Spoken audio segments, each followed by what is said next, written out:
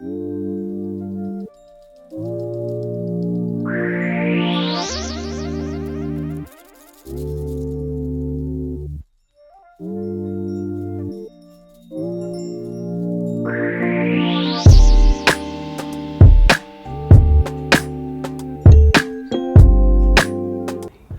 up guys, Joey here of YugaTech, and Honor has established a good reputation in the country as a leading brand producing quality smartphones at an affordable price.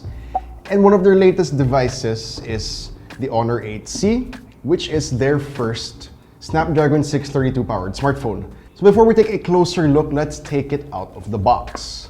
Disclaimer, this is not a retail unit. It says not for sale, so this is a demo unit meant for us reviewers. So it might be different when you buy it in the store. Okay, lid off.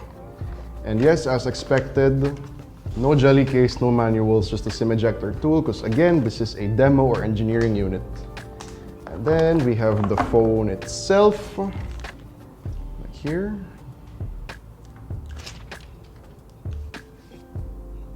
Without finish. We have the charger and the micro USB cable. Okay, let's set these aside for now. Now, this phone has a really interesting design.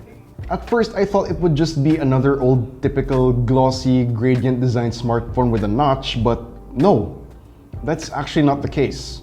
The back has a matte finish that makes for a frosted look, though when you move the device around, it still retains some glint and glare. And in this Aurora Blue variant that we have, I really dig it and prefer it over the usual trend nowadays of loud, glossy gradient backs. Up front, we have a 6.2-inch IPS display with a bar-type notch on top that houses the 8-megapixel front camera, LED flash, call speaker, LED notification light, and sensors.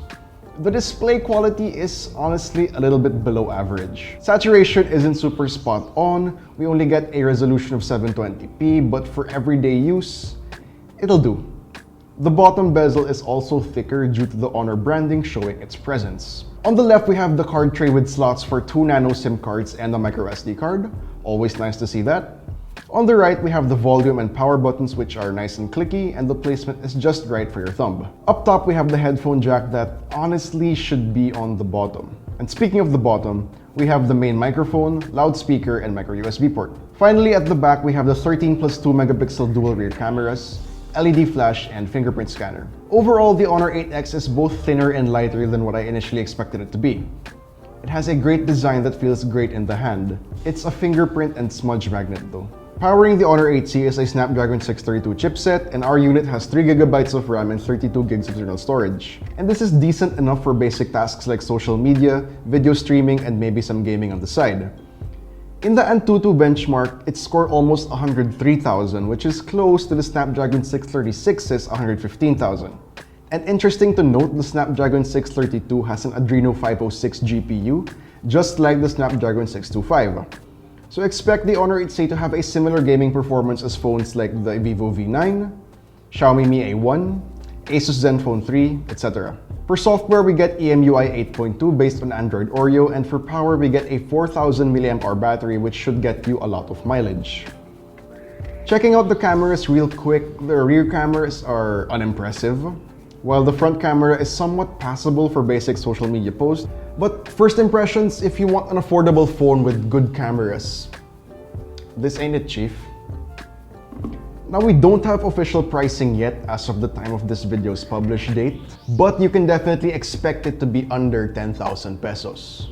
So what do you guys think about the Honor 8C? Be sure to let me know in the comments down below. And if you enjoyed this video, please do drop a like, subscribe to our channel for more content, hit the bell icon so you don't miss any future uploads, and be sure to visit YugaTech.com for the latest tech news and reviews. This has been Joey, this has been the Honor 8C, and I'll see you guys in the next one.